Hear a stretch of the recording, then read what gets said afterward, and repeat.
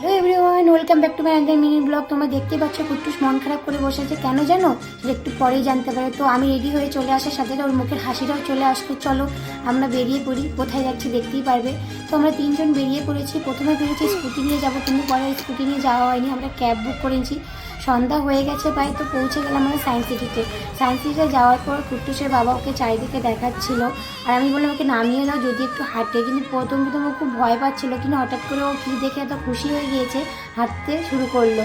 আর ও হাঁটছে মানে তো মনে হচ্ছে একটা ছোট্ট পুতুল হাঁটছে, এত ভালো লাগছিল। আরও তাক করে দেওয়াতে তাকে টুপি পরিয়ে দেওয়া হতে হয়েছে, কিন্তু টুপিটা পরিয়ে দেওয়ার পরে ও বারবার খুলে ফেলছিল, আর ওর বাবা ওটা বারবার ওকে পরিয়ে দিচ্ছে, কিন্তু ও টুপি কিছুতেই তার মাথায় রাখবেই না। তাও চেষ্টা করছে ওর বাবা টুপিটা রাখার জন্য। তো হাঁটতে হাঁটতে আমরা পৌঁছে গিয়েছি এই জায়গাতে। এখানে যাওয়ার পর কুট্টুস কী হয়েছে জানি না, এখান থেকে ও সরবেই না, বারবার ওদিকে চলে যাচ্ছিল। ওর হয়তো বেশ ভালো লেগেছে, তাই আমি ওর বাবাকে বললাম তুমি এখানে দাঁড়িয়ে দাঁড়িয়ে ওকে দেখাতে থাকো, আমি একটু চাইলে একটু ভিডিও করে নিই, কারণ সন্ধ্যা হয়ে যাচ্ছিলো, ভেতরে ঢোকাতে হবে না। তো খুব ভালো লাগছিল, অনেক দিন পরে আসলাম। তো এখানে অনেক সুন্দর সুন্দর ফুলও হয়েছে, তো ফুলেরও কিছু ভিডিও নিয়ে নিয়েছি। তো আবার আসবো, তো দেখাবো অন্য একটা ভিডিওতে। এখন জন্য টাটা, বাই বাই।